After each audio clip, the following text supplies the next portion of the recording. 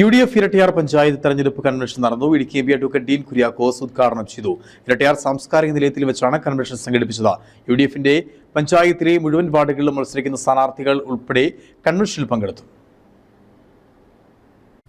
ഗ്രാമ ബ്ലോക്ക് പഞ്ചായത്തുകളിൽ UDFന്റെ സമ്പൂർണ്ണ വിജയം അനിവാര്യമാണ്. ഇതിനായി വേണം ഓരോ അണികളും പ്രവർത്തിക്കുവാനെന്ന് ഡീൻ കുര്യാക്കോസ് പറഞ്ഞു. മികച്ച വിജയം നേടുന്ന സ്ഥാനാർത്ഥികളെയാണ് ഓരോ വാർഡുകളിലും നിർത്തിയിരിക്കുന്നതെന്നും അദ്ദേഹം പറഞ്ഞു.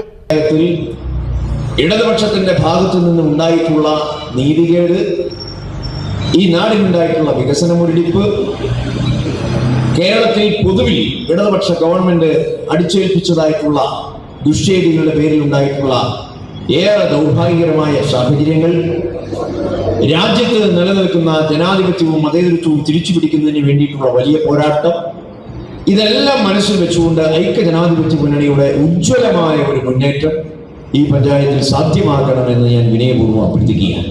പഞ്ചായത്ത് തെരഞ്ഞെടുപ്പ് പ്രചരണ പ്രവർത്തനങ്ങളുടെ ഭാഗമായാണ് UDF ഇരട്ടിയാർ പഞ്ചായത്ത് തെരഞ്ഞെടുപ്പ് കൺവെൻഷൻ സംഘടിപ്പിച്ചത്. ഇരട്ടിയാർ സാംസ്കാരിക നിലയത്തിൽ വെച്ചാണ് കൺവെൻഷൻ സംഘടിപ്പിച്ചത്.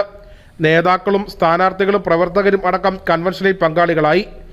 UDF ഇരട്ടിയാർ മണ്ഡലം ചെയർമാൻ OT ജോൺ അധ്യക്ഷനായിരുന്നു. മണ്ഡലം കൺവീനർ ഷാജി മടത്തുമുറിയിൽ, KPCC general secretary Ibrahim Kuttikkallar മുഖ്യപ്രഭാഷണം നടത്തി. നേതാക്കന്മാരായ Noble Joseph, Thomas Perumana, Vijo Mani, Sinu Valimel, Thankachan Nadakkal തുടങ്ങിയവർ സംസാരിച്ചു. News bureau, Kattappana.